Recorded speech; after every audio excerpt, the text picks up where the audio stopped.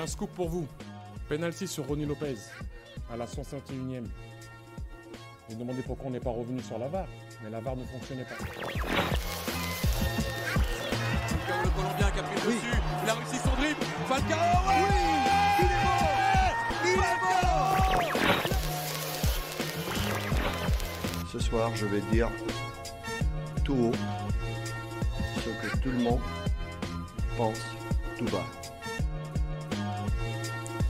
Radio Diagonale, la web radio 100% rouge et blanche. Eh bien, bonjour, bonsoir à toutes et tous. On se retrouve pour un nouveau Club Mounegou spécial, Club Mounegou historique d'une certaine manière. Et c'est un top 10, un nouveau top 10. On vous en avait déjà proposé deux il y a 2 ans avec Boris sur les meilleurs joueurs passés au club sud-américain et africain. Et la mercato hivernale oblige, on vous propose un petit top 10 des meilleurs recrues lors de ces différents mercatos, à savoir que son instauration a été officialisée et mise en place en 97. Avec moi pour parler de tout ça, il y aura Damien et Patrice. Salut messieurs. Salut. Salut à tous. Bon, comme je le disais, un petit top 10 sur les joueurs arrivés au mercato d'hiver. Donc au niveau des critères, on est sur les critères habituels. Damien, pour ceux qui ont l'habitude de regarder nos murs des légendes, palmarès, longévité, legacy, etc. Mais là, on va quand même être un petit peu plus axé également sur le critère apport à court terme, puisque c'est souvent à quoi sert un mercato d'hiver. C'est évidemment d'arranger certaines choses, par exemple un défenseur central pour le mercato actuel, par exemple, mais également l'apport potentiel la saison d'après, en tout cas plus qui se rapporte un peu plus au court terme qu'au long terme avec les joueurs habituels, même si encore une fois tout ça après est une question de dosage, de melting pot, et vous aurez quand même évidemment différents profils qui seront représentés lors de ce top. Messieurs, avant de rentrer à proprement parler dans notre top 10, quelques petites mentions. Damien, toi je sais que tu as envie de nous parler d'un grec. Ouais, c'est un joueur qui a beaucoup plu aux supporters par son engagement, sa fougue. C'était de Savelas. Voilà, Je crois que tu allais dire de Solis. Non, c'était l'autre. Et en fait, voilà, il est arrivé, et avec toutes les recrues de Larry Boloflev lors de la saison, l'intersaison en tout cas 2011-2012. Et voilà, c'est quelqu'un qui s'est quand même imposé sur le flanc gauche, parce qu'on avait un Kurzawa en face qui était encore très jeune, et puis qui finalement, franchement, Savelas c'était quand même un peu au-dessus à ce moment-là, je trouvais, encore face à ce jeune Kurzawa. Et puis il est quand même resté 1 an et demi. Malheureusement, il n'est pas resté quand le club est remonté en Ligue 1, ce qui a été vraiment regretté, mais voilà, ne serait-ce que pour l'empreinte qu'il a laissée, Sparta, là, Vici Sparta, je sais pas quoi, j'ai pas trop les refs, mais c'était non, un peu en effet. quoi, le guerrier. Pourtant, tu joues à God of War, tu devrais avoir la ref. Non. Mais donc voilà, et c'est vrai que c'est quelqu'un qui aujourd'hui encore a laissé de bons souvenirs, et dont les gens parlent un peu avec toujours un petit sourire en coin de Tsavelas. Donc c'est quelqu'un qui a marqué plutôt positivement le club aussi. Ouais, on aurait aimé le voir en Ligue 1 potentiellement. Patrice, de ton côté, une petite mention. Allez, une petite mention pour Gelson Martins, il faut bien se faire plaisir quand même dans ce top 10, parce que c'est un parfait exemple de recrutement qui fonctionne très très bien tout de suite dès qu'il arrive. Le club est mal, à ce moment-là, on est quand même 19e de Ligue 1, on recrute Gelson cher, certes, mais derrière il est tout de suite efficace, il porte des buts assez importants qui font des victoires, qui aident beaucoup Jardim du coup à remonter le club un peu haut dans le classement. Il y a des buts, il y a des passes décisives. Malheureusement, ça marche pas très très longtemps. Ça marche déjà même pas jusqu'à la fin de la saison. Oui. Et les saisons qui suivent derrière, malheureusement, il va jamais rééditer les mêmes performances. Et c'est là que ça pêche, parce que du coup, c'est un transfert qu'on a payé cher et qui a fonctionné finalement que 2-3 mois. Et donc, il n'y a pas la longévité. Donc, c'est pour ça que ça ne rentre pas dans le classement pour moi dans ce top 10.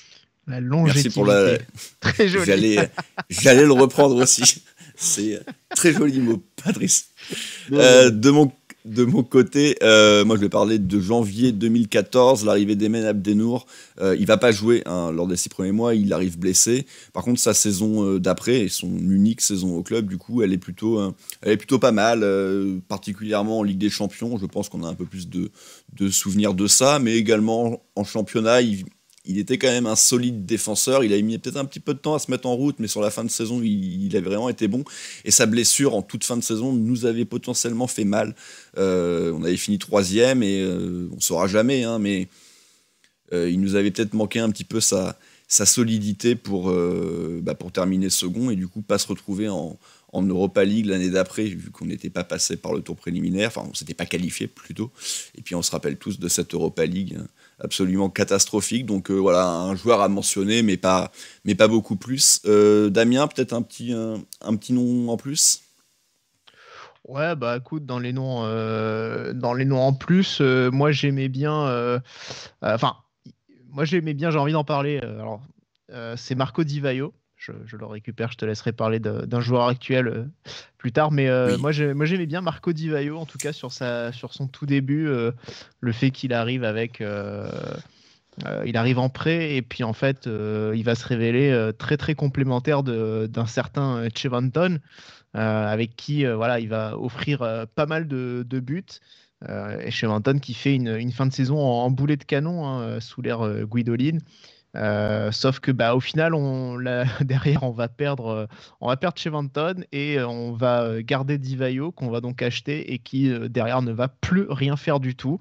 Donc apport immédiat, oui. Je crois même qu'il marque sur son premier match. C'était, je crois qu'on avait joué contre Auxerre. Ça avait fini en un but partout, je crois. Et il avait marqué dès son premier match, qui plus est. Mais voilà, c'est typiquement le joueur qui a aussi, pareil comme le disait Patrice, qui a apporté immédiatement et puis qui derrière, voilà, plus rien.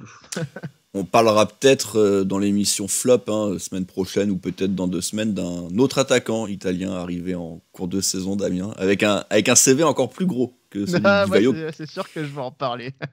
qui était déjà pas mal. Pourtant, c'est vrai le CV de Marco Di Vaio, mais je pense que vous doutez vrai. de l'autre attaquant italien auquel on fait référence, évidemment, qui était quand même Monachello.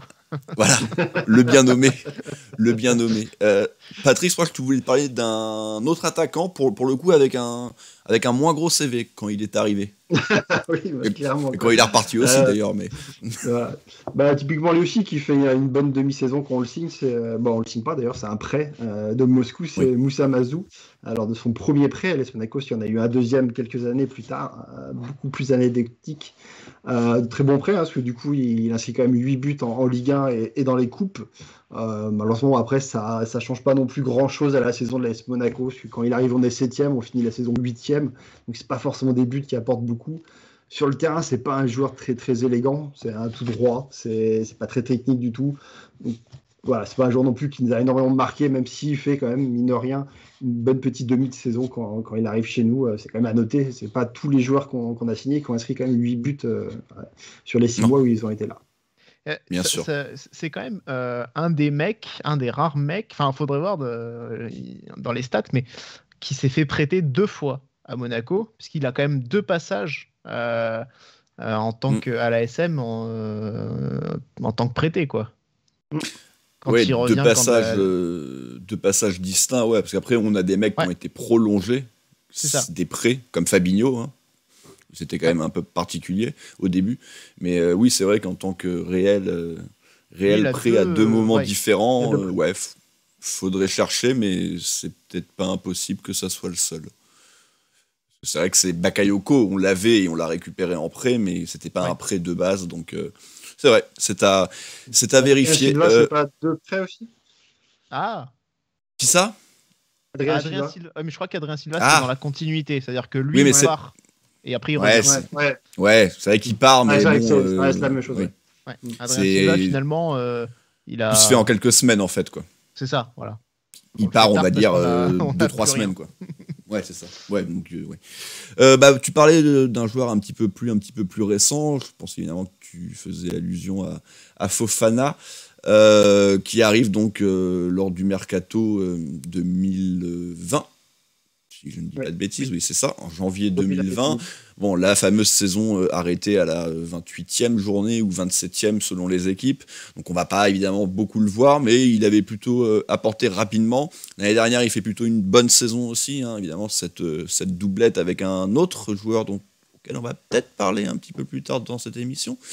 Et par contre, là, c'est vrai que c'est un petit peu plus décevant depuis le début de saison. Donc personnellement, peut-être que s'il était resté au même niveau, il aurait peut-être pu accrocher cette 10e place, vous le verrez, qui a été un petit peu plus fantasque, on va dire, et un petit peu plus forcé. Mais voilà, là, pour l'instant, c'est un petit peu court, mais la saison n'est pas finie. Il peut se passer encore de belles choses pour Youssouf Fofana, même si, attention, il y a un petit jeune Belge, malgré tout, qui est en train doucement de lui prendre sa place, tout simplement. Donc attention à lui. Peut-être encore une ou deux mentions, messieurs, avant de rentrer dans le top, ou on a fait le tour? Bon, pour moi, globalement, on a fait le tour. Hein. Ouais, je pense qu'on a cité ce qu'il fallait. Hein. On est même allé jusqu'à citer Gelson Martins. Donc, et c'est vrai que sur la c'est pour la semaine prochaine, ça. Attention, là. Il y a de belles passes décisives, quand même. T'es en train de nous griller notre podium de la semaine prochaine. Bon, en tout cas, voilà, on peut rentrer maintenant dans le top 10. Le reveal, c'est pour tout de suite. Donc, vous pouvez le constater. Patrice et moi, on a fait le même choix. On a mis Manu Rivière à la place numéro 10. Et Damien, toi, t'es parti sur un choix un peu plus de cœur. L'Uruguayen Gary Kagelmacher. Oui, parce que déjà, moi j'ai toujours trouvé que Rivière était un joueur horrible de football. Tout le contraire de Kagelmacher, qui était un joueur très élégant et qui est arrivé, donc, comme je le disais tout à l'heure, en même temps que Tsavelas, dans ce gros paquet là, de joueurs ramenés par Ribot. Joueur donc, qui jouait à Beerschot en Belgique, hein, où il était déjà un titulaire là-bas. Il a également été tout de suite titulaire à la ASM en défense centrale. Et puis l'année d'après, alors il a plus été en défense centrale, il a été déplacé sur le côté par Ranieri. Le plus souvent, il était à droite. Oui. Mais il pouvait aussi être à gauche. Et voilà. Bon, c'est vrai que malheureusement, moi, je trouvais dommage qu'il soit mis sur le côté. Il était mieux dans l'axe, tout simplement. Mais bon, c'est comme ça. Et malheureusement, le problème, lui, c'est qu'on l'a pas gardé aussi. Pareil, comme Tsavelas, on l'a pas gardé quand le club est remonté en Ligue 1. Il a finalement été prêté à Valenciennes. Ce que je regrette, parce que dans une équipe qui était finalement aussi très forte pour la Ligue 1, je pense qu'il aurait pu être au moins dans la rotation. Je pense qu'il aurait pu avoir sa place, et dans un collectif qui quand même globalement était qui tournait assez bien, à défaut d'être spectaculaire. À mon avis, il aurait quand même pu tenir son rang. Bon, malheureusement, ça n'a pas été le cas, mais je pense qu'en tout cas, comme Tsavelas, il laisse aussi une image très positive aux supporters de Monaco. Voilà. C'est une période où on gagnait 5 matchs sur 6, donc oui, c'est vrai que voilà. Ça laisse forcément des bons souvenirs. Autre joueur, Patrice, c'est notre choix, il est lui aussi arrivé en Ligue 2, alors le mercato d'après. Par contre, lui, il nous a un petit peu accompagné en Ligue 1, c'est Manu Rivière. On le met 10e, un petit peu le 10e du pauvre, on savait pas trop qui mettre, c'est ça? Ouais, je suis exactement d'accord avec ça. C'est clairement une wildcard pour moi. J'ai facilement trouvé 9 joueurs à mettre là, dans le top 10. La 10e place est un peu plus dure à trouver parmi les noms là, qu'on a déjà cités pour diverses raisons chacun. Mais comme on pourra le voir après, les 9 joueurs que j'ai mis au-dessus, à chaque fois, c'est des joueurs qui ont vraiment eu des belles carrières avec l'AS Monaco, des belles histoires, qu'elles soient courtes ou plus ou moins longues. Et mine de rien, Manu Rivière en fait partie aussi, parce que il arrive la saison où on aura le titre de Ligue 2, c'est partie des rares joueurs qui ont un titre en étant signé depuis cette année-là, titre de Ligue 2. Il joue pas énormément en Ligue 2 parce que du coup il y a quand même Touré et Germain qui sont titulaires, qui ont fait un bon début de saison.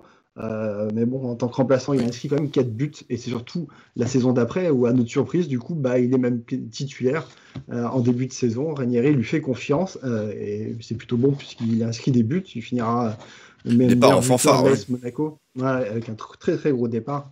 Un peu un calage après sur la deuxième moitié de saison. Il y a un triplé contre Montpellier qui l'aide bien, quoi. Oui, mais je me demande s'il n'est pas à 6 buts, après 4 journées. crois que c'est un truc du genre. C'est oui, Ah le oui, meilleur dès le début. buteur, ouais. Ouais, Bah, il marque aussi à Bordeaux en ouverture. Donc, ouais. c'est ça, ce triplé l'a Oui. dit. Hein. Moi, je devais être au stade, sauf que je pensais qu'il n'y aurait personne. Et en fait, effet Falcao, tout ça, il y avait c'était blindé. Je me suis retrouvé, il n'y a plus de place. Bon, bah, au revoir. Dur, coup dur. Ouais. Le Louis II à guichet fermé. Le coup dur. le triplé de Rivière, quand même, c'est dommage. C'est pas là où tu t'attends à ce qu'il y ait plus de place quand même hein, sur ce match-là. Non, c'est Bon, clair, voilà, c'est clair. Ça reste Non, une bonne saison voilà, qui fait derrière, il enchaîne bien. C'est un joueur aussi qu'on a bien revendu derrière, faut pas non plus le souligner pour un joueur qu'on a acheté 4 millions. Ça compte un petit peu aussi, voilà, c'est un bon investissement. Pour 1 an et demi, finalement, il nous a fait quand même de bons résultats. On va pas se plaindre. Je te rejoins, c'est pour ça que je le mets 10e, et contrairement à Kagelmarer, parce qu'il a connu la Ligue 1 avec nous et que il nous a quand même fait du bien, malgré tout. En tout cas, il nous a permis de bien lancer la saison. On va maintenant passer à la place numéro 9. Là, encore une fois, il y a des petites différences, mais ce coup-ci, c'est Damien et Patrice. Vous êtes d'accord, messieurs, puisque vous mettez tous deux Aurélien Tchouaméni, et moi, je mets Ibrahima Touré. Alors, messieurs, je vais vous laisser parler de Tchouaméni. Moi, j'en parlerai, bien entendu, mais un petit peu plus tard. Qui veut commencer ?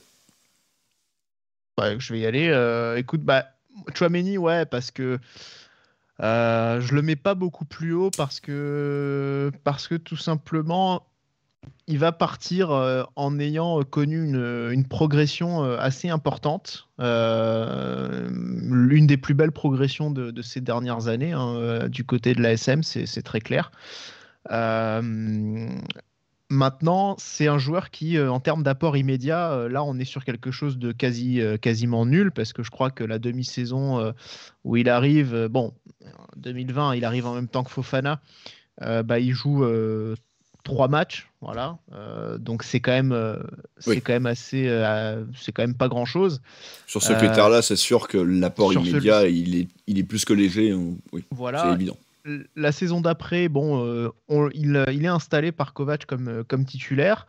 Ses premiers mois sont pas forcément sont corrects sans être extraordinaires. Et puis c'est vraiment véritablement en 2021 qu'il va connaître un développement incroyable.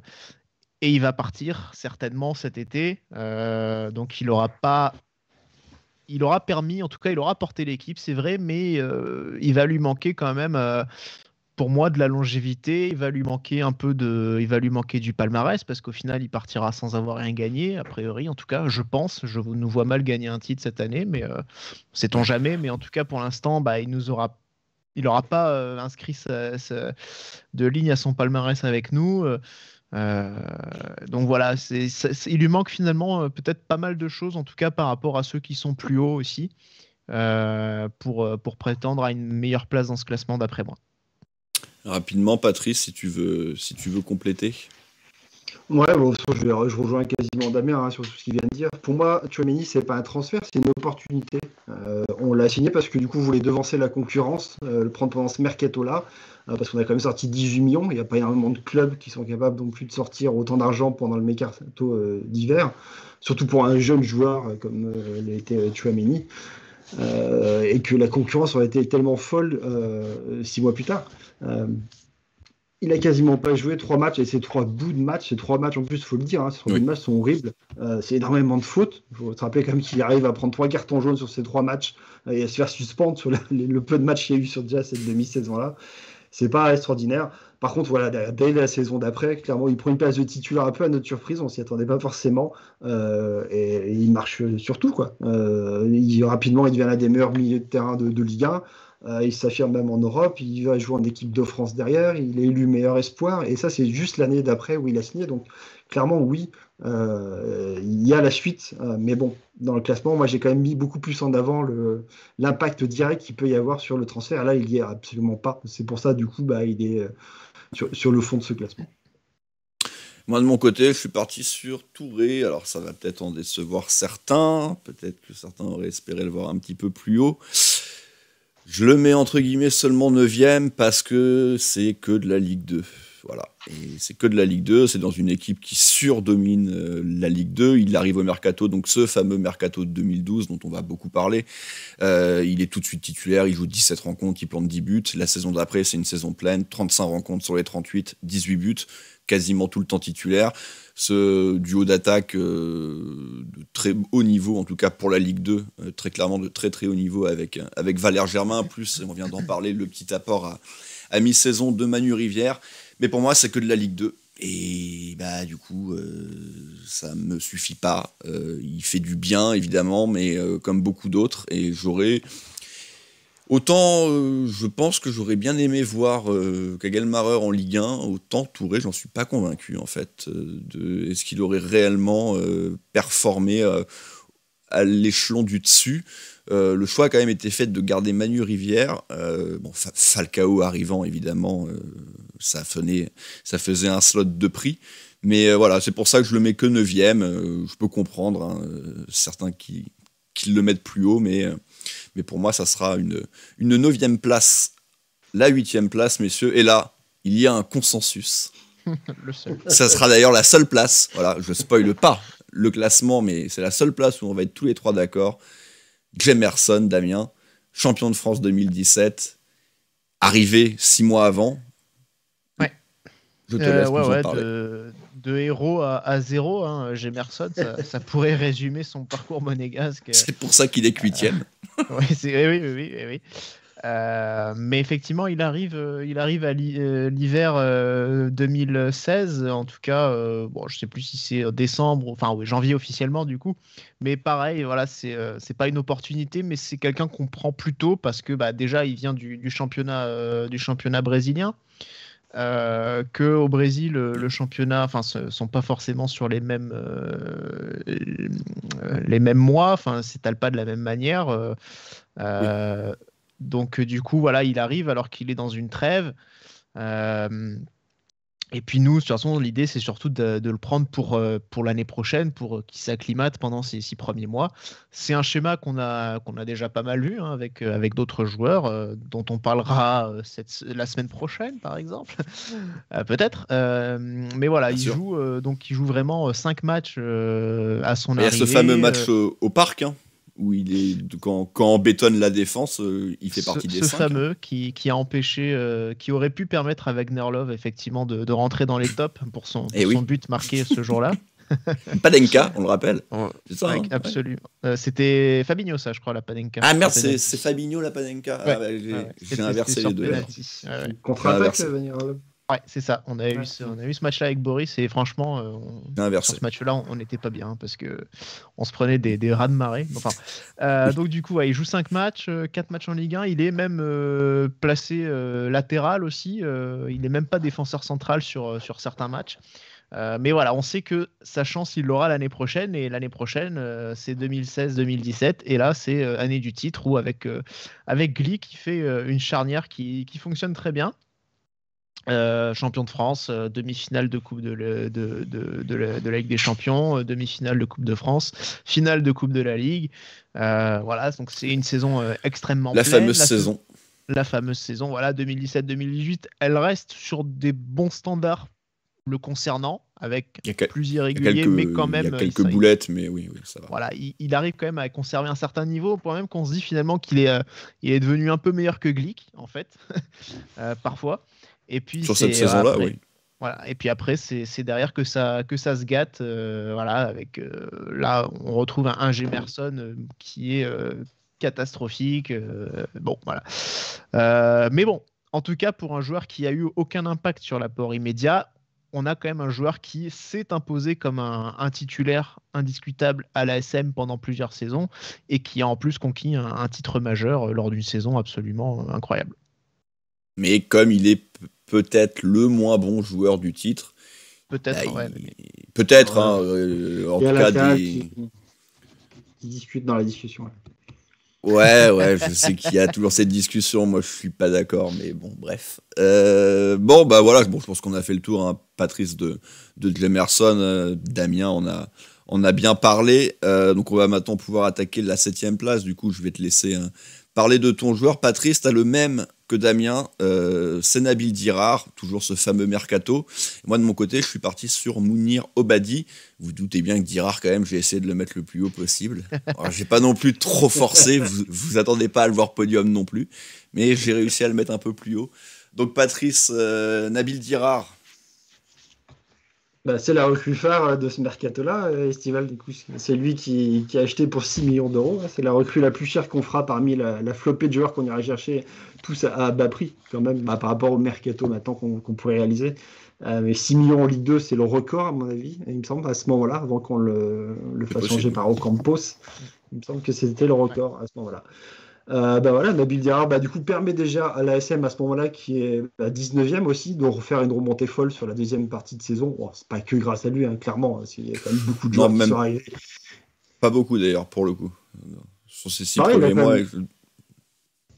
Statistiquement, il n'afflue pas beaucoup, mais il y a quand même 15 matchs oui. Et pas mal de temps de jeu, donc il est quand même dans l'équipe, quoi. Il participe en tout cas à faire cette très très bonne deuxième moitié de saison qui permet à la SMC de remonter. Un mystère, parce qu'honnêtement, quand on le voyait, je crois, le stade n'en croyait pas ses yeux, franchement. Je suis d'accord, c'est pas forcément le joueur qu'on a retenu sur cette saison de Ligue 2, clairement. Et puis après, c'est un joueur qui est resté quand même très très longtemps à l'AS Monaco, qui a su évoluer, qui a pu jouer et dépanner à de nombreux postes, donc plutôt polyvalent, que ce soit en tant que latéral, de piston ou d'ailier, qui a même été capitaine de l'ASM sur certains matchs. Donc non, moi j'en garde vraiment un très bon souvenir. C'est dommage que l'histoire s'est terminée comme ça avec lui, on l'a un peu, on s'est séparé de lui sans plus de classe, on va dire, alors qu'il a quand même effectué 6 saisons pour l'AS Monaco, qu'il a vécu le titre en Ligue 2, le titre en Ligue 1, les 2 campagnes européennes, donc voilà, ça reste. Monsieur Ligue des Champions, titulaire quoi qu'il arrive ou presque, hors blessure. C'est quand il se pète que notre parcours. Oui, bien sûr. J'adore te la sortir celle-là chaque fois. Mais bien sûr, mais oui, je le sais. Après, je le sais bien. Pour nuancer les 7e, parce que ça reste Nabil Dirar non plus, voilà, c'est pas non plus. Qu'est-ce que ça veut dire ça? Ça reste Nabil Dirar, non plus un top joueur non plus. Voilà, il n'a pas marqué non plus l'histoire de l'AS Monaco, on n'ira pas jusqu'à là. Ça reste un très bon joueur qui serait même pas titulaire quand on fait les 11 de ces années-là. C'est plutôt un des premiers remplaçants qu'il peut y avoir. Donc ça reste un très très bon joueur, très bonne recrue aussi. Mais il y a eu mieux. On le verra au-dessus du classement. En termes de niveau, je suis pas forcément convaincu que c'était un très bon joueur, mais il a quand même fait partie de 2 équipes titrées, que ce soit en Ligue 2 ou en Ligue 1. Donc il a été de ces parcours-là, contrairement à d'autres.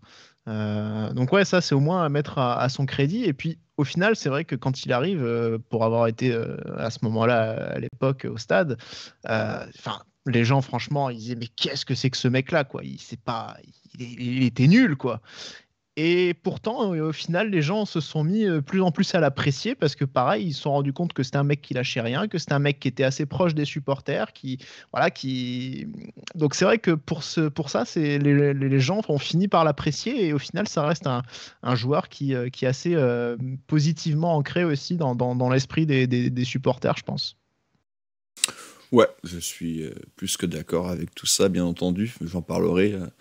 J'ajouterai quelques éléments dans peu de temps. Moi, de mon côté, je suis parti sur Mounir Obadi. Il arrive, lui, à la mi-saison de la montée de Ligue 2. Il est tout de suite titulaire. Il fait beaucoup de bien. Pour le coup, c'est une surprise. On ne s'attendait pas forcément à qu'il s'installe aussi vite. Potentiellement en Ligue 2, oui, mais c'est surtout qu'il va réussir à faire la bascule avec la Ligue 1, en tout cas sur toute la grosse première partie de saison. Pourtant, il y a les arrivées de Toulalan, il y a les arrivées de Kondogbia, de Moutinho, bien entendu, et Rames, même si c'est un peu plus haut sur le terrain. Et d'ailleurs, c'est à partir du moment où Rames va enfin jouer en deuxième partie de saison qu'on va un peu moins le voir tout de même. Mais il va former un milieu de terrain pendant quelques temps avec Toulalan et Moutinho, avant également que Kondogbia monte un petit peu en puissance. C'est vrai que de mémoire, sur la première partie de saison, ça avait été un petit peu moins le cas. Donc je le mets 7e parce que c'est un bon souvenir. Obadi, c'est un but extraordinaire de mémoire face à Lyon. Une très très belle frappe hors de la surface de réparation. C'est 31 matchs quand même lors de cette saison de Ligue 1. Pareil, encore une fois, si je dis pas de bêtises, oui, c'est ça, 3 buts. Donc c'est plutôt pas mal. Après, malheureusement, on l'aura pas vu en Europe. Il est prêté l'année d'après au Hellas Vérone, qui porte bien son nom, du coup. Mais voilà, c'est pour ça que je le mets 7e. Vous l'avez certainement mis un petit peu plus haut, mais c'est des bons souvenirs au Badi, mais il y a moins de choses, en tout cas pour moi, qu'un Nabil Dirar, et c'est pour ça que je ne peux, moi en tout cas décemment, ne pas le mettre devant Nabil.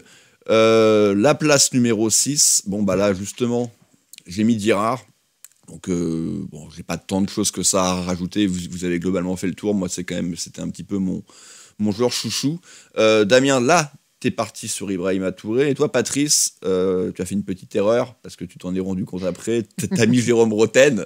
Ne vous inquiétez pas. Patrice avait tout simplement mal lu ces fameux tableaux statistiques. Monsieur Stat s'est fait abuser par ses sources. Alors, quand on est un expert statistique, ça la fout mal quand même de mettre Jérôme Roten à 2 passes décisives au lieu de 18. Je sais pas qui veut parler, moi, Dirar, on a fait le tour. Je vais laisser donc, Patrice se remettre de ses émotions parce que visiblement, il a encore du mal à encaisser cette erreur. Mais... je pense qu'honnêtement, Jérôme Roten, on en parlera tous plus tard, donc on peut le laisser. Ouais. Damien, juste du coup, rapidement, pour cette place 6. Oui. Moi, j'en ai déjà parlé de Touré, mais juste pour compléter rapidement, et pourquoi du coup, toi, tu l'as mis quand même 3 places au-dessus de moi? Ouais, moi, parce que c'est pareil, c'est un... Je sais pas, j'ai beaucoup de bons souvenirs quand même de ce qu'a été la période Ligue 2. Alors, la période d'un an et demi, hein, voilà. Oui. C'était une période finalement qui était assez courte, mais sur lesquelles on a vu quand même plein de bons joueurs arriver. Je pense même, tiens, un mec qui est resté 6 mois et qui a été très bon, un Vladimir Coman qu'on aurait pu mentionner tout à l'heure au tout début. Mais voilà, oui. C'est quelqu'un qui est arrivé, qui a tout de suite été impactant en fait. Et là, on a vraiment un joueur qui... C'est le moins qu'on puisse dire, ça c'est sûr. Voilà. Et ça, c'est vrai que pour le coup, c'est dans ces critères-là, c'est un joueur qui a pris tout de suite, qui prend beaucoup de points aussi. Donc il y avait quoi, 10 buts à son arrivée sur la demi-saison. Le classement, alors c'est pas que de son fait évidemment, mais évidemment du classement, on était lanterne rouge et on finit 7e ou 8e, je crois, avec Simonet. Ouais, 8e, c'est là. Ouais, voilà. Donc c'est vrai que du coup, le bond en avant, il est spectaculaire. Et c'est vrai que le fait qu'il y ait un finisseur aussi, en l'occurrence Touré, a aussi bien aidé quand même s'il a été le dernier maillon du collectif, évidemment. Et l'année d'après, c'est pareil, c'est une saison très pleine. Je crois que c'est 18 buts. Ouais, c'est ce que je disais tout à l'heure. Ouais, c'est voilà. Ça. Donc, forcément, un petit regret. Alors, moi, comme vous le savez, hein, en tout cas, ceux qui nous suivaient déjà sur SM Foot savaient que je n'étais pas le plus grand fan d'Emmanuel Rivière. Et pareil, j'avais du mal à comprendre pourquoi Ranieri faisait ce choix-là plutôt que celui d'Ibrahima Touré, qui en tout cas me paraissait au moins plus efficace devant le but. Certes moins mobile, mais en tout cas plus efficace. Voilà, il y a eu aussi quelques très beaux buts avec Ibou Touré. Mais voilà, c'est un type dont je garde un bon souvenir, qui a donc un titre quand même auquel il a pleinement contribué toute la saison, contrairement à Emmanuel Rivière justement. Donc voilà. Il a un titre de Ligue 2, hein, on va quand même remettre tout. Oui. Et avec une équipe, qui était clairement pas faite pour la Ligue 2, mais bien sûr. Non. Mais voilà, donc du coup, c'est pour ça que je l'ai mis à cette place-là. Alors du coup, pour moi, il est 6e. Hein, voilà, donc c'est pas encore à la moitié, c'est juste un peu au-dessus de la moitié, mais effectivement, c'est bien placé quand même. On va maintenant donc attaquer le top 5. Alors du coup, toi, Patrice, on peut considérer que ton 5e, tu l'aurais passé 6e, donc c'est Mounir Obadi. Damien, toi, par contre... Oui, mais en tout cas, pour le moment, Obadi recule d'une place. Toi, Damien, c'est Obadi en 5. Et moi, c'est là où j'ai mis Aurélien Tchouaméni. Oui, je l'ai mis haut, et je vais expliquer pourquoi. Mais du coup, messieurs, je vous laisse parler d'Obadi, parce que malgré tout, c'est à vous d'en parler. Moi, je viens de le faire. Et pourquoi vous le mettez au-dessus moi, encore une fois, pourquoi vous le mettez au-dessus, par exemple, d'un Nabil Dirar? Si tu veux y aller, Patrice, ou alors j'y ai. Pour moi, ça reste vraiment une très très bonne recrue qui nous a fait énormément de bien. Certes, on était deuxième au moment où il arrive, mais on a quand même un peu du mal à distancer les autres clubs. Alors, je sais qu'il y a Nantes, je crois que c'est Caen, le deuxième club avec qui on bataille. On a une équipe qui est largement au-dessus des autres normalement, et pourtant on galère à arriver à prendre un peu de l'avance et à se mettre vraiment confortable sur cette Ligue 2. Et il nous manque un élément au milieu, ça se sent, et Ranieri le sent vraiment bien. Il le voit en tout cas déjà quand il y a le match contre Troyes, où Badi nous fait vraiment un très bon match contre nous, et décide donc du coup d'essayer de le faire recruter. Et son arrivée à Monaco fait vraiment du bien. La deuxième partie de saison qu'on fait avec lui est très très bonne. Lui aussi, il nous fait de très bonnes prestations. Et derrière, comme tu l'as dit, Romain, il enchaîne en Ligue 1 où, contre toute attente, il a encore son mot à dire. Il est titulaire sur toute la première partie de saison. Alors que c'est un milieu de terrain qui est plutôt défensif, relayeur, 3 buts, 3 passes décisives, 2 passes décisives, pardon, en Ligue 1, donc c'est plutôt vraiment de très bonnes stats pour lui. L'histoire s'arrête en plus là, donc voilà, c'est vraiment la saison et demie qu'il a pu faire avec l'AS Monaco, et après c'est des prêts avant qu'on le vende ou que son contrat s'arrête. Toutes les saisons qu'il a fait pour moi sont vraiment très très bonnes. C'est vrai. Et il fait partie des 2 joueurs qui ont réussi à avoir un titre parmi de ceux qui ont été transférés pendant l'hiver. Oui, El Famoso, titre de Ligue 2. Bon, c'est au-dessus de la Coupe des Alpes. C'est le seul, depuis 97. De Damien. Fois titre, bon.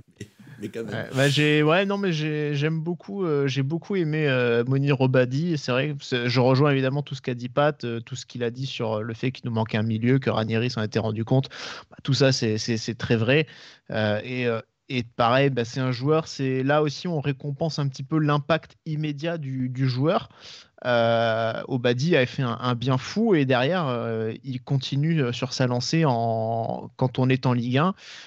Effectivement, on recrute Kondogbia, tu le rappelais, 22 millions, je crois, pour au final un joueur qui s'avère très décevant globalement, je trouve. Enfin, à part sur quelques matchs, un peu comme Abdenour, surtout en Ligue des Champions, il se révèle, mais au-delà de ça, en Ligue 1, on a l'impression que c'est un peu le frère jumeau qui joue.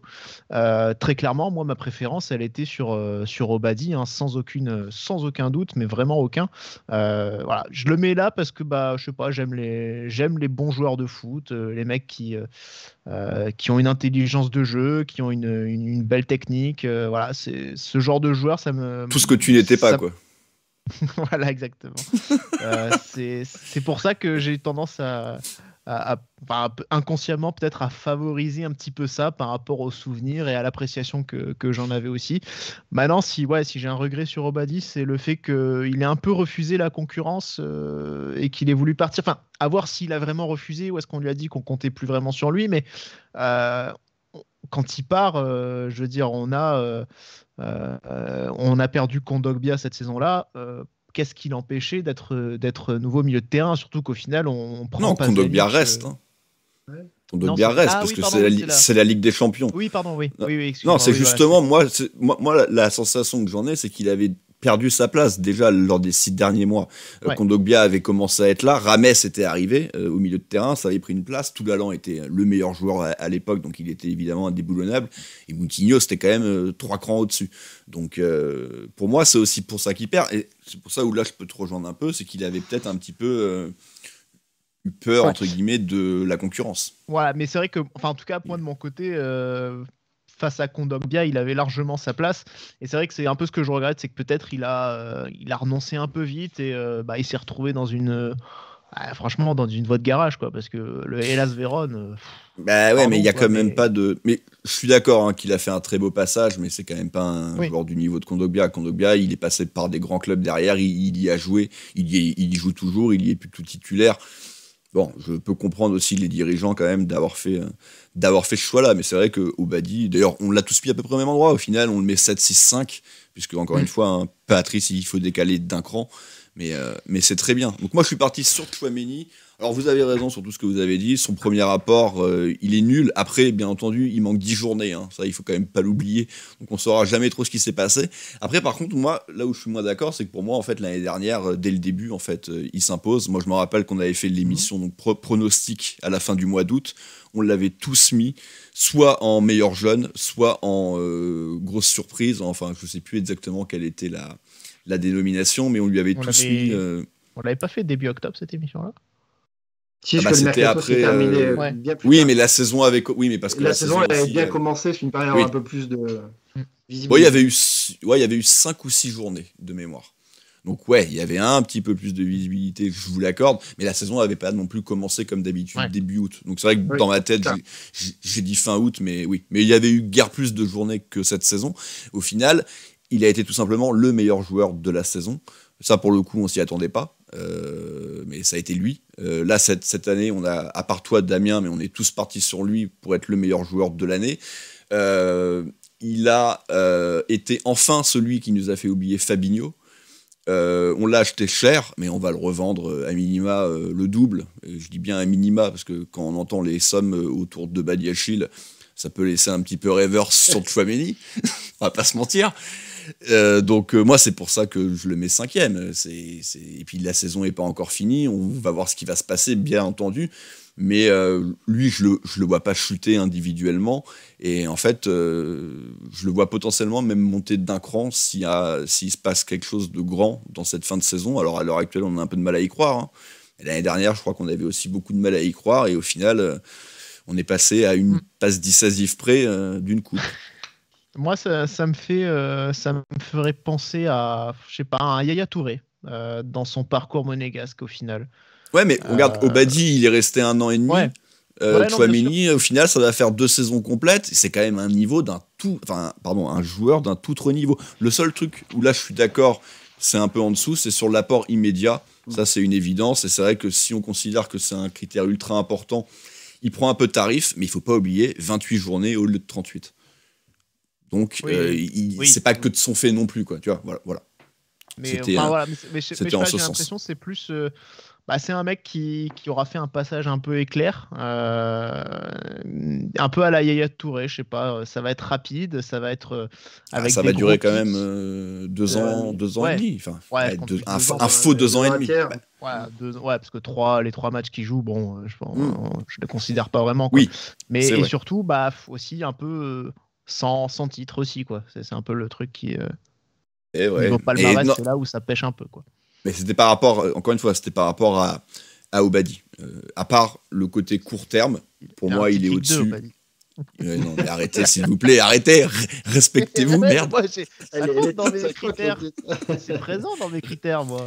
Respectez notre club. Bon, on va pouvoir maintenant passer à la 4e place. Alors, parce que du coup, toi, c'est par rapport à toi. Est-ce que, Patrice, tu fais glisser ton 4e en 5 ? Oui.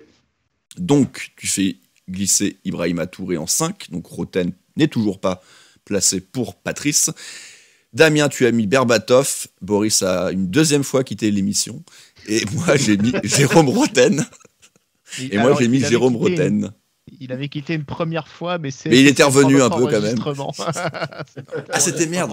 Oui, parce que c'est vrai qu'on réenregistre. Du coup, c'est vrai que la blague ne marche pas. La première fois quand Rivière est entré dans le top 10. La blague ne marche plus, c'est vrai, du coup. C'est pas faux. Bon, en tout cas, messieurs, cette 4e place, en tout cas, bon, toi, pour le moment, 5e, Patrice. Rapidement, du coup, Patrice, deux mots avait déjà pour compléter. parlé.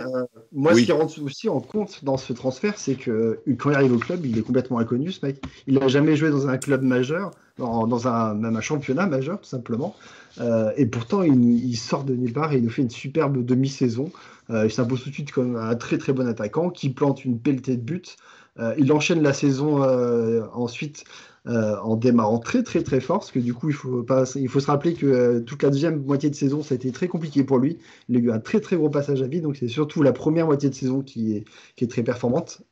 Et voilà, en fait, c'est le fait que ce soit un joueur qui vienne un peu de nulle part, qui est vraiment le bon coup senti.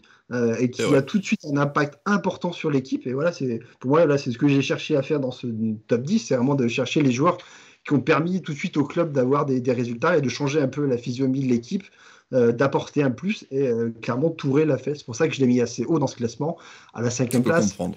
Même si, comme tu le dis, voilà, ça reste la Ligue 2, on n'a pas pu le voir à un niveau supérieur. Ça n'a pas été non plus pendant 1 an et demi complet, parce que sa deuxième partie de saison a été un peu compliquée. Heureusement, il met un peu le but Salvatore à Tours là, pour aller chercher la montée. Oui. Mais il a été resté inefficace pendant un bon moment à ce moment-là. Voilà. Damien, tu nous as mis Dimitar Berbatov à la 4e place. Ouais, je suis moi-même déçu de le voir aussi bas en fait, parce que au départ, je voulais le mettre en 2e, et puis au final, sur les 4 derniers, c'est le moment où la legacy globale, passage global, a fini par peser plus lourd. Et donc par rapport aux 3 premiers, Berbatov est forcément un peu en dessous. Mais je me rappelle encore de l'émission Gazette du Mercato, enfin c'était pas la Gazette, c'était l'hebdo du Mercato d'ASM Foot de l'époque, où j'avais quitté l'émission quand j'entendais les anciens chroniqueurs se plaindre de l'arrivée de Berbatov, qui disaient que c'était un joueur cramé, fini, et je me disais mais non, mais c'est pas possible. Non, j'avais pas fait l'émission, mais j'avais arrêté d'écouter. Non, parce que je me disais mais non, mais attends, on parle de Berbatov, on parle d'un joueur de classe mondiale, on parle d'un joueur extraordinaire, enfin vous rigolez ou quoi, il va arriver, il va mettre tout le monde d'accord. Comme Vieri, quoi. C'est pareil, quoi. Comme Vieri. C'est un peu de choses près, voilà. Ouais, voilà. Et il a finalement mis tout le monde d'accord. Dimitar Berbatov, il arrive, alors il remplace Falcao, gravement blessé. Et bon, voilà, comme je disais, j'aime les joueurs élégants, fins techniciens, intelligents, et Berbatov était la quintessence de tout ça aussi. Quelques buts extraordinaires, notamment face à Nice, on s'en rappelle. J'étais là aussi au stade à ce moment-là. Voilà, sur cette demi-saison qu'il joue, l'impact, il est aussi important tout de suite. Il marque 9 buts, je crois. Si je dis pas de bêtises, peut-être c'est ça. Ouais, c'est ça. 9 buts, 7 passes. Voilà, 9 buts, 7 passes. Enfin, tu vois, l'impact pour le coup, il est tout de suite énorme.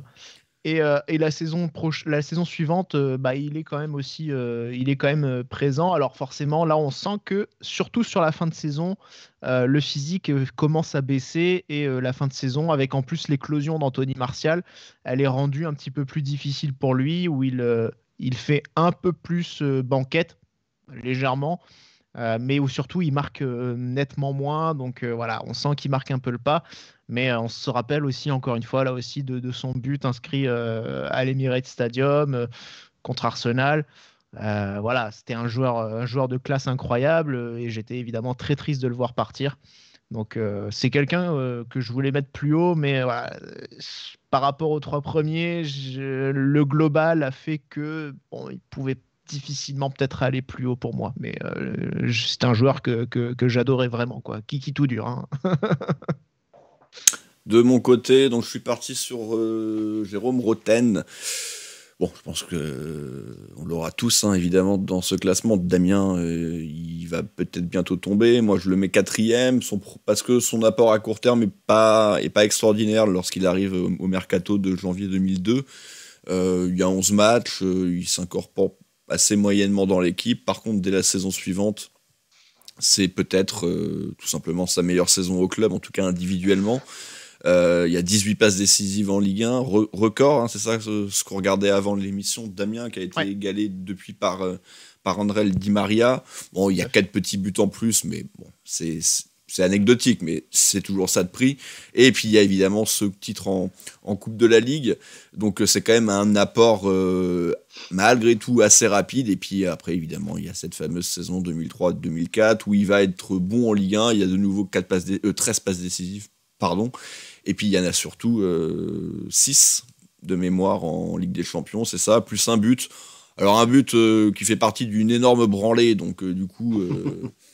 Est-ce qu'il est vraiment si important que ça? Je ne sais pas, mais c'était le premier. Donc c'est celui quand même qui a permis d'ouvrir le score. On se rappelle, ce lob sur une sortie nubelesque du gardien de la Corogne. Ça, c'est méchant, ça. Ouais, elle n'est pas extraordinaire de mémoire quand même, sa sortie. Le mec, il part un peu à l'abordage quand même. Il est sorti à la mi-temps, le gardien de la Corogne. De toute façon, c'était pas son soir. Voilà. Du coup, il en prend 5 ou 6. 5. Il y a 5 à la mi-temps. C'était pas pour le gardien de la Corogne, c'était méchant, c'était plutôt pour Nubel.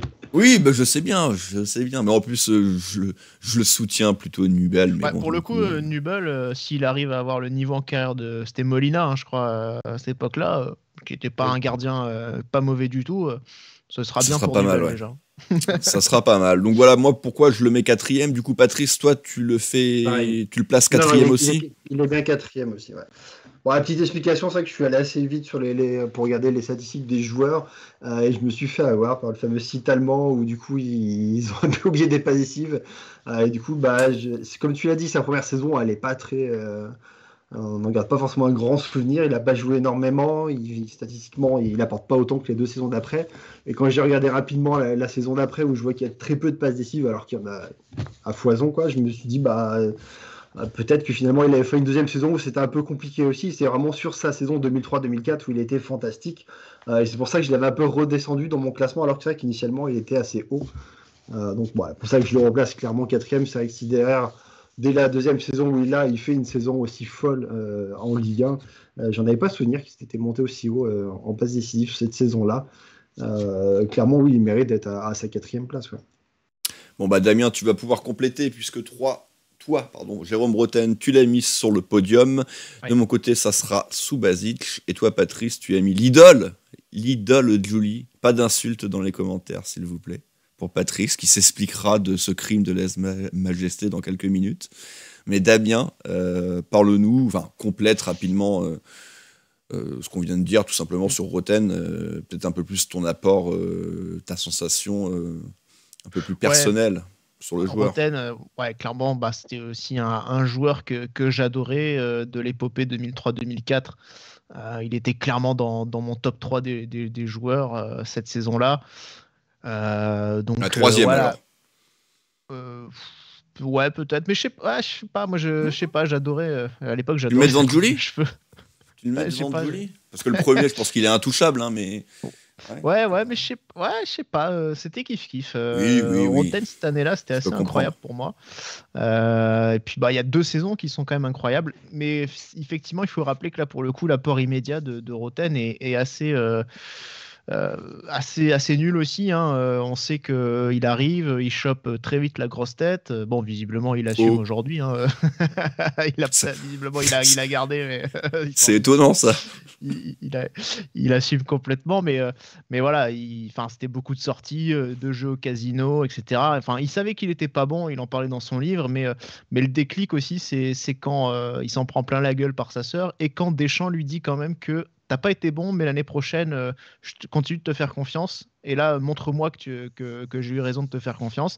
Et là, il y a aussi un déclic qui se fait chez Roten. Très clairement, il aurait pu, s'il n'avait pas réagi, il aurait sans doute mérité une place dans le flop. Mais il a réagi de manière magnifique avec les statistiques que vous avez déjà évoquées. Le seul regret, évidemment, c'est son départ un peu moche et manque de classe. Mais bon, voilà, il a rejoint son club de cœur parce que lui, pour le coup, Paris, c'était vraiment son club de cœur, contrairement à d'autres qui s'inventent une vie et une histoire en bande dessinée. Moi, je suis parti sur Suba, donc toujours ce fameux mercato. C'est mon dernier représentant, certainement le dernier représentant pour tout le monde, parce que de toute façon, vous commencez à vous douter à peu près qui va être aux 2 premières positions pour chacun, pas forcément dans quel ordre. Suba, voilà, un des meilleurs gardiens de l'histoire du club. Faut pas avoir peur de le dire, malgré tout, même si ça s'est pas très bien terminé. Mais son apport est immédiat aussi, même si encore une fois c'est un petit peu à tempérer avec cet énorme mercato qui nous avait fait quand même complètement changer l'équipe du tout au tout.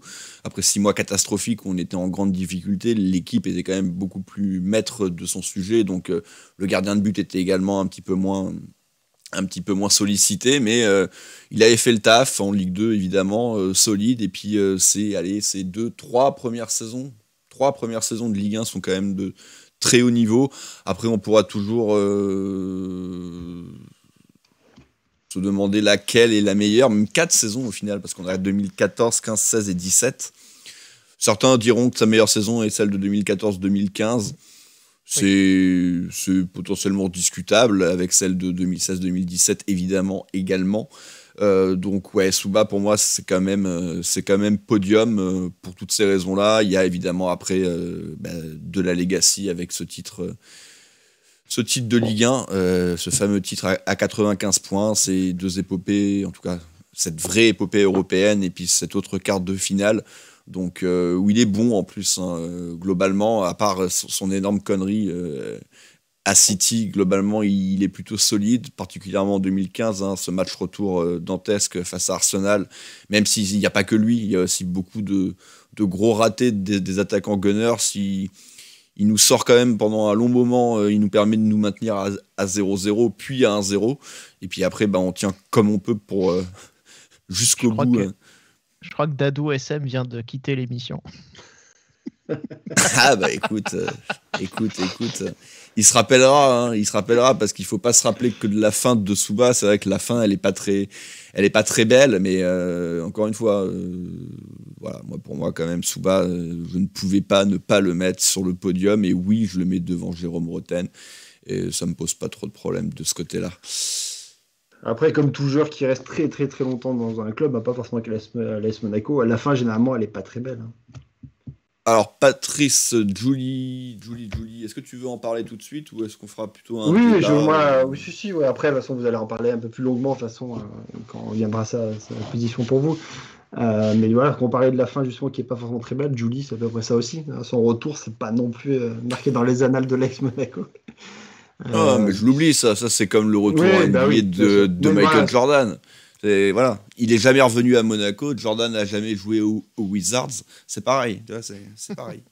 Il n'y a pas de... Hop là, on oublie. Marshall Lynch n'a jamais joué aux Raiders. Ouais, alors là, par contre, tu vas perdre tout le monde. Hein. Personne ne sait qui c'est, mais... Ouais, c'est pas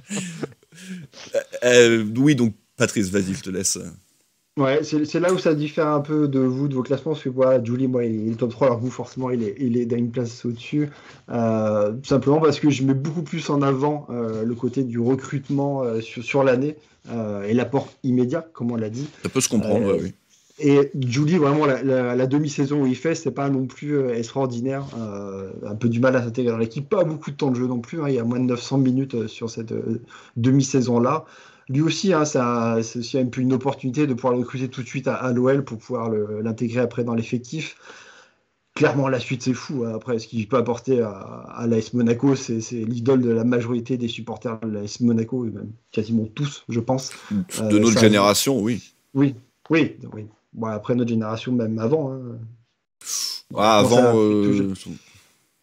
Ouais, ça peut discuter dans un autre débat, mais voilà, ça reste vraiment un des joueurs mémorables de l'AS Monaco, dont quasiment tout le monde, hors même Monaco, arrive à s'en rappeler. Je ne vais pas le mettre aussi haut, à la fin, je l'ai dit, c'est surtout par rapport à cette demi-saison. Les deux joueurs qui sont au-dessus, pour moi, ont vraiment en plus petit impact immédiat, qui va beaucoup jouer, même pour un des deux. Je comprends parfaitement cet argument, mais moi, Julie, je ne pouvais le mettre autre part que là où je l'ai mis. J'en ai marre, tu vas toujours au premier des classements, quoi. Eh ben ouais, mais qu'est-ce que tu veux ? Tu fais des sondages et tout ça, c'est sur Julie qui gagne, quoi. Eh ben ouais, c'est comme ça. Justement, le Macron de la SM. La deuxième place, messieurs, vous avez mis Daniel Subasic, que j'avais également mis podium, et moi j'ai mis Dimitar Berbatov. Il fallait qu'il soit sur mon podium. Berbatov, Souba, je viens d'en parler. L'un de vous, peut-être pour compléter. Pareil, sur le gardien. Ouais, je dirais que peut-être Subasic sera sur mon mur des légendes, qui sait. Voilà, ce qui est quand même pas rien. On n'a pas mis Roma.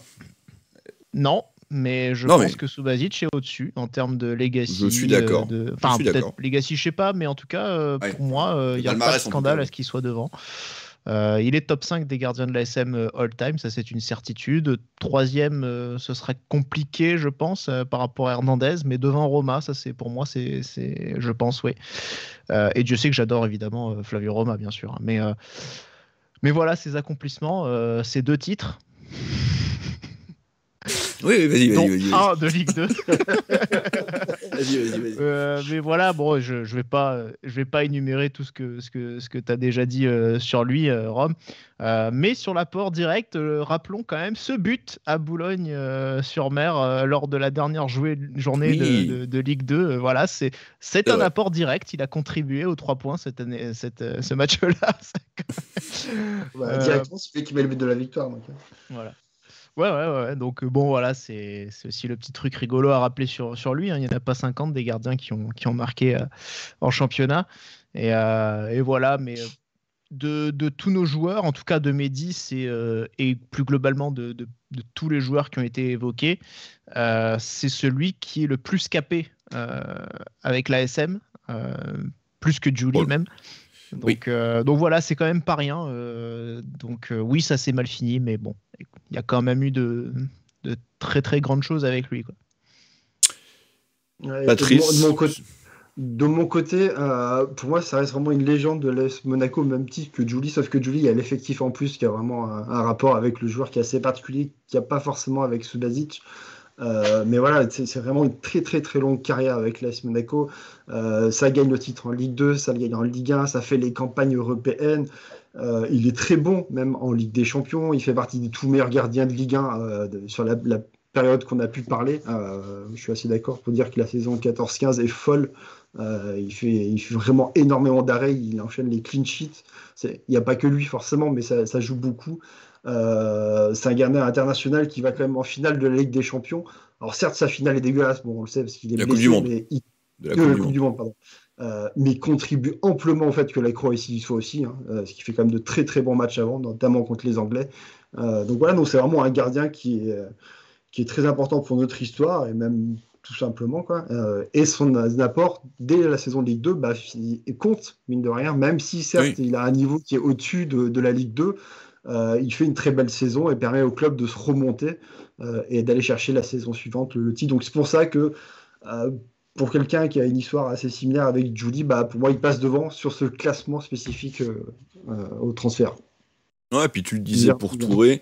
Alors c'est moins le cas que Touré, mais il n'a pas non plus un CV monstrueux quand il arrive. Oui, il joue dans un petit club. Il joue même pas dans un club majeur de Croatie. Voilà, c'était un vrai prospect au poste de gardien en Croatie. Il était barré, là, je ne sais plus comment il s'appelle, par leur gardien qui est resté 150 piges. Là. Puis il n'est pas si jeune, en plus, Pletikova. Non. Il n'est pas si jeune, il arrive, je crois, il a 27 ans, il me semble. Oui. Pas dit autant, mais j'ai pas l'âge en tête, mais. Ouais, j'aurais dit 25-26, quoi. Mais oui, il est déjà confirmé l'âge du gardien, quoi. C'est pas Majeki, quoi. Non. Exactement. Donc moi je suis parti sur Berbatov, je le mets numéro 2, je peux pas le mettre 1 parce que je peux pas le mettre 1 tout simplement. Mais par contre sur l'apport à court terme, il est numéro 1 de ce top. Surtout qu'en plus il arrive dans un contexte ultra particulier, on s'en rappelle, c'est la blessure de Falcao, c'est la catastrophe. On perd notre meilleur joueur qui avait fait un début de saison, peut-être pas au niveau des attentes qu'on pouvait avoir, mais qui était quand même assez correct malgré tout. Il arrive, il a beaucoup de pression, il est plus quand même le grand joueur qu'il a été, il est à Fulham depuis 1 an et demi. Sa première saison avec Fulham est encore plutôt bonne, en tout cas statistiquement. Après, j'ai pas vu spécialement beaucoup de matchs de Fulham à l'époque. Par contre, les 6 premiers mois avaient été un petit peu plus délicats. C'est peut-être également pour ça qu'ils n'ont pas trop de soucis à nous le céder, et il va tout de suite apporter. Il va nous permettre de nous qualifier en Ligue des Champions. Sa Ligue des Champions, il n'y a qu'un seul but, mais c'est un but très important puisque c'est à Arsenal. Il y a ce but absolument mémorable en championnat face à Nice, cette petite feuille morte, peut-être un des... Alors c'est compliqué toujours, mais en tout cas en termes de but, de pureté de but, c'est certainement un des 5-10 plus beaux buts de l'histoire du club. Pas en termes d'importance, parce que ça reste un match de championnat, mais en termes de beauté pure, il est quand même assez fabuleux ce but, et c'est vrai que c'est un joueur qui a mis tout le monde d'accord. Et en plus, tu disais Damien, c'est vrai qu'à l'époque sur ASM Foot, il y avait certains doutes, mais parce que chat échaudé craint l'eau froide, on en a eu comme ça des anciennes gloires qui sont venues chez nous, pas forcément au mercato d'hiver d'ailleurs, mais certaines au mercato d'hiver. Et faut quand même reconnaître que ça s'est souvent pas très bien passé. Et lui, pour le coup, ça s'est très bien passé. On peut même presque considérer qu'il a un petit peu relancé, pas sa carrière non plus, mais il a regoûté à la Ligue des Champions, alors qu'a priori, c'était fini pour lui. Et donc, c'est pour ça que je le mets numéro 2 de ce top, parce qu'il y a quand même à peu près tout. Il va manquer, bien entendu, peut-être un petit titre pour être numéro 1. Clairement, s'il y avait eu un titre, il aurait été numéro 1, parce que le côté apport à court terme est indéniable chez lui. Bon, messieurs, c'est le grand moment. La place numéro 1, il n'y a pas trop de suspense. A priori, vous vous doutez tous de qui va tomber chez tout le monde, à moins que Damien n'ait pas mis Jouli, que Patrice n'ait pas mis Berbatov. On ne sait pas. Mais non, bien entendu, Damien, Jouli, le même choix que moi. Et Patrice, toi, Berbatov. Bon, Damien, je te laisse parler de l'idole. Je comprends pas, j'avais mis Juan Pablo Pino. Je comprends. Tu t'es trompé dans ton visuel alors. Pour son match à Sochaux, contre Sochaux, c'est ça? Non, ouais, Jouli, voilà. Effectivement, là où je suis d'accord avec Patrice, c'est que il joue 8 matchs quand il arrive, il me semble. Ce qui est assez faible, et surtout effectivement il arrive où il s'impose pas vraiment, ou en tout cas ça ressemble en fait non, il joue un peu plus que ça quand même, il joue 14 matchs je crois, enfin ça arrive et ça ressemble en fait presque à une erreur de casting au départ. On se dit mais on avait du monde aussi hein. Ouais, mais c'est surtout que le joueur qui avait été recruté et qui évoluait à Lyon, enfin en tout cas d'un seul coup on avait l'impression d'avoir recruté le frère jumeau, et c'était très étrange, et effectivement avec Trezeguet ça marchait pas tout de suite, ça se comprenait pas, ça parlait pas vraiment de même football en fait au début. Et puis derrière voilà, c'est quand même c'est devenu Ludovic Jouli, et puis là c'est mur des légendes, c'est une légende de l'ASM, donc quand Henry part, en fait, peut-être. C'est le départ d'Henry qui le libère peut-être un peu. Peut-être, ouais. Je sais pas. Je t'avoue, je sais pas. Pourtant, voilà, il était recruté par Tigana, hein, qui était un peu comme un père spirituel pour lui, donc, et qui finalement part aussi en 99. Mais bon, voilà, on a sur Jouli, on a allez voir le mur des légendes sur lui, hein, on a dit tout ce qu'on pouvait dire sur lui de toute façon à ce moment-là. On l'a mis ? Je sais plus. Je sais plus si on l'a mis. Je crois, il me semble, ouais. Je crois qu'on l'avait mis tous dans notre équipe type all-time. Ouais, bien sûr, ouais. Donc voilà, mais bon, oui, non, mais je vais pas rajouter grand-chose. Hein, Jouli, juste un souvenir, c'est ce but. Tu vois, je parlais d'un but somptueux de Berbatov. Il est peut-être un peu moins beau, quoique il est quand même très beau, mais par contre, c'est peut-être le plus important de l'histoire du club. C'est évidemment le deuxième, hein, pas le premier, même si le premier est important aussi, bien entendu. Face au Real, voilà, cette talonnade sur cette frappe ratée, centre un peu foiré aussi d'Ibarra. C'est plutôt une frappe ratée, mais qui détourne bien. Patrice, toi, donc, tu nous as mis Berbatov, parce que je suppose que tu restes aussi dans ta logique de récompenser l'apport court terme. Est-ce qu'il y a eu une meilleure recrue hivernale que Berbatov ? Sur le court terme ? Sur le court terme, je parle. Il vient, il remplace Falcao. Bah non, parce qu'on a mis tout le monde et personne n'a fait ça. Donc, oui, ça, rien à dire. Il doit remplacer Falcao. Il arrive avec une demi-saison à Fulham qui est quand même assez moche. Il a complètement la réputation d'être cramé, d'être très fatigué. Et de toute façon, c'est ce qu'il va être sur le terrain aussi. On l'a bien vu qu'il ne joue plus du tout comme avant. Et il est beaucoup moins mobile. Mais ça n'empêche pas d'avoir une classe extraordinaire et d'être vraiment très, très talentueux sur le terrain et d'apporter au club. Son apport est immédiat alors qu'on est deuxième et qu'on essaye de rester au contact avec le PSG pour jouer le titre. On se dit qu'on vient de perdre notre star, ça va être très compliqué. Pourtant, il est là et il le remplace. Il fait peut-être même mieux que Falcao sur sa première demi-saison. Il a un apport qui est vraiment direct. La saison d'après est magnifique aussi, même si il a du mal parce que la saison est très longue et forcément physiquement c'est dur, mais en Ligue des Champions il apporte quand même toute sa classe et il apporte de très très belles performances. Il permet au club de faire une superbe campagne européenne. Certes, il n'y a que 2 saisons, ça s'arrête là l'histoire, c'est peut-être pas plus mal parce que je pense que si ça avait continué ça aurait été très très dur vu le physique qu'il avait déjà sur la fin de la saison. Donc voilà, c'est pour ça que moi je l'ai mis. Je crois qu'il est parti au PAOK Salonique, ouais. Donc ça sentait la fin, ouais. Voilà, je le mets premier parce que finalement c'est le genre de recrue quand tu veux qui cartonne. Je le disais pour Ibrahima Touré par rapport à ce qu'il avait apporté sur sa demi-saison et après la saison d'après, Berbatov c'est exactement le même cas, sauf que lui c'est en Ligue 1 et en Ligue des Champions, donc vraiment au sommet. Ouais, mais je suis d'accord, voilà, c'est juste après une histoire de valorisation des différents critères. Hein. Je crois que Boris aussi était plutôt de ton avis de mettre Berbatov 1, et encore une fois, ça se comprend. Moi, je le mets numéro 2, pas si loin que ça non plus.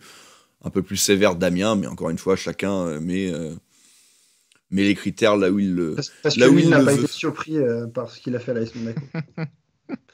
peut-être aussi. Non, Oui. mais c'est. Honnêtement, je voulais le mettre plus haut, hein, en plus. Mais c'est vrai qu'au fur et à mesure, en fouillant un peu plus, en réfléchissant un peu plus sur différents critères, il Ah s'est sur la retrouvé longévité, à reculer, oui. en fait. Ouais, Ah il est derrière les 3 que t'as mis devant, ça c'est oui, Voilà, c'est ouais. sûr. Même palmarès, parce que Roten, même si c'est pas énorme, il a quand même une petite coupe de la Ligue. Alors, il a une finale européenne, mais je veux dire en vrai palmarès.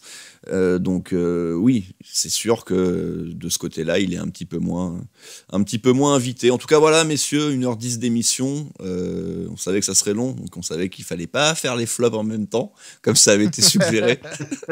Sinon, on serait parti pour très longtemps. Mais l'émission flop, évidemment, elle va arriver. On a commencé un petit peu à regarder, parce qu'évidemment, on a regardé tous les mercatos hivernaux. Il y a plus de monde. Ça va être On peut la plus faire en dur. 2 fois. Ça va être plus beau dur monde. de faire un classement. Là, on va pas mettre un 10. Ça sera pas une wildcard le 10e. Là, ça sera un solide 10. Après, voilà, on verra comment on organise tout ça. Les critères resteront forcément un petit On peu va les faire, mêmes. Mais Une émission pour ceux qui auraient pu y rentrer et une émission pour ceux qui y sont. c'est quasiment ça. Ouais. Peut-être que les mentions seront un petit peu plus longues. En tout cas, voilà. Merci Damien, merci Patrice de m'avoir accompagné. Cette émission, logiquement, vous l'écoutez. Là, on est vendredi. Peut-être que vous l'écoutez un petit peu plus tard, mais la prochaine émission, c'est le débrief de Clermont. Monaco reçoit Clermont. Les 3 points, évidemment, obligatoires pour se relancer, pour se replacer en Ligue 1. Et sinon, comme je vous l'ai dit, voilà, on vous proposera la suite de cette émission Top 10. Et là, ça sera Flop 10 du Mercato hivernal. Voilà, merci messieurs de m'avoir accompagné. Prochaine émission ce dimanche. D'ici là, portez-vous bien. Et Dagemunegu. Et bisous.